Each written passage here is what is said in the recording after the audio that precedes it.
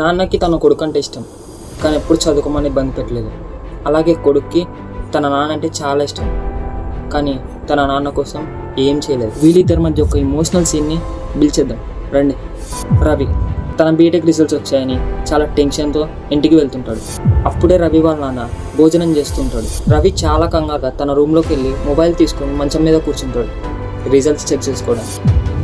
నోట్లో ముద్ద పెట్టుకుంటున్న నాన్న తన కొడుకు టెన్షన్ పడడం చూసి ఆ ముద్ద అలాగే ప్లేట్లో వేసి డోర్ వెనుక పోయి చాటుగా చూస్తాడు. రవి ముఖంలో ఒక చిన్న ఆశ కనిపిస్తుంది, పాస్ అయితే బాగుండని.